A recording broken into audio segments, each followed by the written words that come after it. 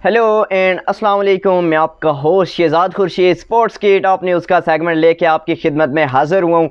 आज की इस वीडियो में मैं आपसे बात करूँगा क्या शाहीन शाह अफरीदी 2024 के वर्ल्ड कप में कप्तानी कर पाएंगे या नहीं। उसके हवाले से पीसीबी की जानिब से यह कि स्टेटमेंट निकल के आ गई है। मोहसिन नकवी साहब ने बड़ा ऐलान कर दिया, क्या कहा उसके हवाले से बात करूँगा। साथ आपसे बात करूँगा पीसीबी ने पूरी कह सकते हैं कि सिलेक्शन कमेटी को चेंज कर दिया और न्यू नाम सामने आ गए। कौन कौन से न्यू कह सकते हैं कि सिलेक्शन कमेटी के मेंबर होंगे, उसके हवाले से बात करूंगा।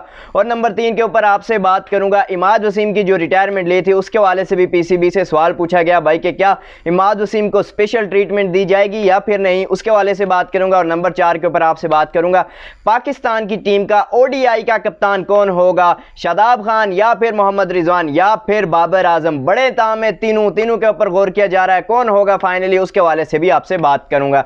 इससे पहले मैं बताता चलूं कि अगर अभी तक आप मेरी इस वीडियो पे न्यू हैं तो फौरन से मेरी वीडियो को लाइक एंड चैनल को सब्सक्राइब कर लें, साथ लगे बेल आइकन को जरूर दबाएं ताकि मेरी हर आने वाली वीडियो का नोटिफिकेशन बर वक्त आप तक पहुंच सके और आप लोग देख सकें।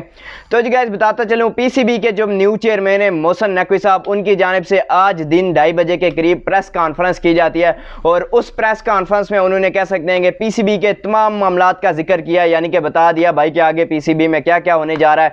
जिसमें नंबर 1 के ऊपर उन्होंने अपनी सिलेक्शन कमेटी जो थी उनकी, उसको मुकम्मल तौर पर पुरानी वाली सिलेक्शन कमेटी को खारिज कर दिया, ख़त्म कर दिया और सिलेक्शन कमेटी के जो न्यू मेंबर हैं, न्यू सिलेक्शन कमेटी का भी ऐलान कर दिया। और न्यू मेंबर में जो है उनने 4 नामों के ऊपर यह कि गौर किया था और उन चारों को फाइनल कर लिया गया, जिसमें वहाब रियाज इस सिलेक्शन कमेटी के मेंबर रहेंगे। क्योंकि वहाब रियाज ये वही वहाब रियाज हैं जो जब निगरान हुकूमत पंजाब आई थी तब उन्होंने निगरान वजीर खेल जो था वो वहाब रियाज को लगाया था पंजाब का। तो वहाब रियाज को सिलेक्शन कमेटी का यह है कि उन्होंने चेयरमैन लगाया या फिर सिलेक्शन कमेटी में मेन रोल वहाब रियाज का होगा। उनके साथ इस सिलेक्शन कमेटी में असद शफीक को भी शामिल किया गया, असद शफीक होंगे उनके साथ और साथ साथ मोहम्मद यूसुफ होंगे, मोहम्मद यूसुफ दी लेजेंडरी कह सकते हैं वो होंगे और अब्दुल रज़ाक लेजेंडरी कह सकते हैं। ये 4 नाम फाइनल किए गए हैं पीसीबी के चेयरमैन यानी कि मोहसिन नकवी साहब की जानिब से। जो पीसीबी की सिलेक्शन कमेटी होगी यानी कि जो अब आगे स्क्वाड अनाउंस करेगी या सिलेक्ट करेगी, उसमें ये 4 अपने अपने रोल या के किरदार अदा करेंगे और इनमें से लीडर कोई भी नहीं होगा, यानी कि फाइनल कोई भी नहीं करेगा। ये चारों यह कि मिल के एक दूसरे के साथ मिल के बैठ के जो भी मामलात हुए तय करके उसके बाद ये चारों आके मिल के यह कि स्क्वाड का अनाउंसमेंट करेंगे। फाइनली ये 4 यह कि इस कमेटी का हिस्सा होंगे। ये थी सिलेक्शन कमेटी, पुरानी वाली सिलेक्शन कमेटी जिसमें कह सकते हैं उन ज़्यादातर को फारग कर दिया, सिर्फ और सिर्फ वहाब रियाज को इस सिलेक्शन कमेटी का मेंबर रखा गया है।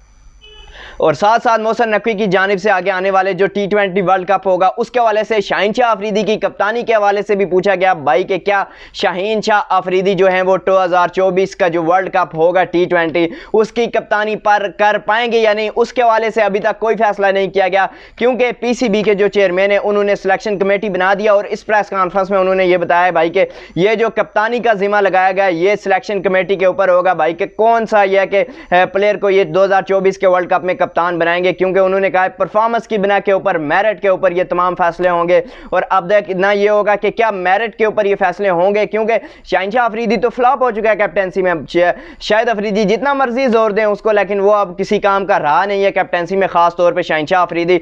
तो शाहीन शाह अफरीदी के तो चांसेस बहुत मुश्किल हैं। अब सिलेक्शन कमेटी ये देखेगी भाई कि किसको हमने आगे कप्तान बनाना है, यानी कि बाबर आजम, उसके बाद मोहम्मद रिजवान, शादाब खान, ये 3 नाम जो हैं ये बड़े गौर किए जा रहे हैं भाई कि हो सकता है इन 3 नामों में से भी किसी एक को, या कि ज़्यादातर चांसेस मोहम्मद रिजवान के हैं कि वो मोहम्मद रिजवान 2024 का जो वर्ल्ड कप होगा उसमें पाकिस्तान की टीम की क़यादत करते हुए हमें देखने को मिल सकते हैं। यानी कि जो 2024 का कप्तान होगा वर्ल्ड कप का वो मोहम्मद रिजवान के ज़्यादातर चांसेस है कि मोहम्मद रिजवान हो। उसके बाद यानी कि शादाब खान के चांसेस ज़्यादा लग रहे हैं कि शादाब खान भी हो सकता है मोहम्मद रिजवान के बाद। और बाबर आजम 3rd नंबर के ऊपर है क्योंकि बाबर आजम ने 2 ऑफरें ठुकरा दी थी, तो बाबर आजम कहीं ना कहीं साइड लाइन हो चुका है कप्तानी के हवाले से। तो ये 2 नाम जो है इनके ऊपर गौर किया जा रहा है और अब इसका हतमी फैसला जो है ये सिलेक्शन कमेटी करेगी। जब यह कि स्क्वाड अनाउंस होगा उसके बाद जाके इसका फैसला किया जाएगा कि कौन होगा। तो इसका फैसला अभी डिले कर दिया गया मोहसिन नकवी की जानिब से। उन्होंने बताया ये कुछ आने वाले फ्यू दिनों में, यानी कि कुछ दिनों में आगे आने वालों में ये कंफर्म हो जाएगा कि कौन होगा पाकिस्तान टीम का कप्तान T20 वर्ल्ड कप में।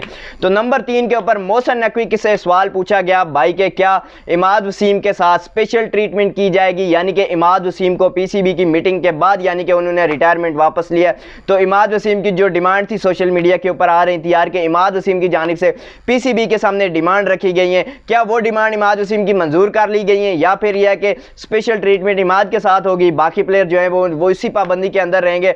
तो इसके ऊपर मोहसिन नकवी साहब ने निकल के खुल के ये बात बताई कि भाई इमाद वसीम की जो डिमांड थी, कुछ डिमांड जो थी वो यानी कि A+ कैटेगरी वाली, वो तो उनकी A+ कैटेगरी में उनको शामिल कर लिया जाएगा, वो A+ वाली तो मंजूर कर ली जाएगी। लेकिन दूसरी जो डिमांड थी NOC के वाले से, उन्होंने बोला जब कोई सीरीज़ खेली जा रही होगी पाकिस्तान में, पाकिस्तान की यानी कि किसी भी टीम के साथ सीरीज़ होगी, अगर स्क्वाड में इनका नाम आ जाता है पीसीबी की जानिब से, यानी कि स्क्वाड में जो अनाउंस होगा उसमें इनका नाम आ जाता है, चाहे वो कोई भी लीग खेल रहे हो, दस्तबरदारी इख्तियार करके लीग से अपने नेशनल टीम के लिए पहले अवेलेबल होना पड़ेगा। यानी कि अगर पाकिस्तान टीम की प्लेइंग 11 में उनकी जगह हुई तो वो यानी कि अपनी टीम के लिए पहले हाजिर होंगे, उसके बाद लीग के लिए जाएंगे। तो इमाद वसीम का भी यही सीन है, अगर वो लीग खेल रहे हुए पाकिस्तान टीम में उनकी जगह बन रही है, वो स्क्वाड में हुए, तो यह है कि वो टीम के लिए फौरी तौर पर लीग को छोड़ देंगे। अगर वो स्क्वाड में अनाउंस नहीं होते यानी कि स्क्वाड में उनका नाम नहीं आता तो वो अपनी लीग बरकरार रख सकते हैं। तो नंबर 4 के ऊपर जो कौन होगा पाकिस्तानी टीम का ODI का कप्तान, इसके हवाले से भी उन्होंने बता दिया है, मोहम्मद रिजवान, बाबर आजम या फिर शादाब खान। इसके हवाले से भी फैसला होना बाकी है, आगे आने वाले कुछ टाइम में इसका फैसला भी हो जाएगा, क्योंकि अभी पाकिस्तान टीम के ODI का कोई भी मैच नहीं है। तो इस वजह से अभी उनका कहना कबल अज वक्त है यार के, इसलिए अनाउंस नहीं किया जा रहा पाकिस्तान ODI का कप्तान यार के। आगे जैसे ही पाकिस्तान की कोई सीरीज आएगी उसी टाइम ODI का कप्तान जो है वो अनाउंस किया जाए तो बेहतर है, क्योंकि अभी उसका कप्तान अनाउंस करना कबल अज वक्त हो जाएगा पीसीबी के लिए भी, बाकी तमाम मामलात के लिए भी। और उस कप्तान के लिए सबसे बेहतरीन और मजबूत उम्मीदवार इस टाइम शादाब खान लग रहे हैं, क्योंकि पीसीबी की नज़र में इस टाइम जो सबसे बेहतरीन कप्तान है मोहम्मद रिजवान और शादाब खान है। तो मोहम्मद रिजवान जो है वो T20 फॉर्मेट के बेहतरीन कप्तान करार दिए जा रहे हैं, हो सकता है वो T20 फॉर्मेट के कप्तान हो। तो शादाब खान ODI फॉर्मेट में कह सकते हैं कि पीसीबी की जानिब से मजबूत और फेवरेट उम्मीदवार करार दिए जा रहे हैं कि शादाब खान ही हो सकते हैं जो 2025 की चैंपियन ट्रॉफी जो होगी पाकिस्तान में, उसमें पाकिस्तान की क़यादत करें और पाकिस्तान का जो ODI स्क्वाड होगा उसको लीड करें। यानी कि शादाब खान पाकिस्तान टीम के ODI के कप्तान हैं और आगे आने वाले दिनों में इसका भी ऑफिशियली अनाउंसमेंट कर दी जाएगी। और साथ साथ हारिस रऊफ के बारे में भी पूछा गया भाई कि हारिस रऊफ के तो जानबूझ के उन्होंने ऑस्ट्रेलिया की सीरीज छोड़ी थी बिग बैश के लिए, तो क्या जो हारिस रऊफ का सेंट्रल कॉन्ट्रैक्ट है उसके हवाले से बताएं।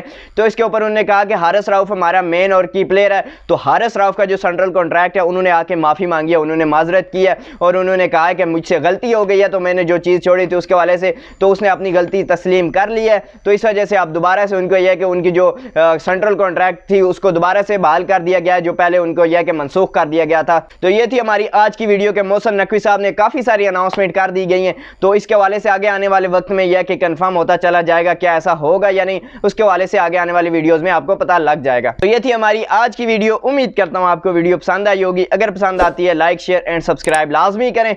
मिलते हैं नेक्स्ट वीडियो में, तब तक के लिए दीजिए इजाज़त, अल्लाह हाफिज़।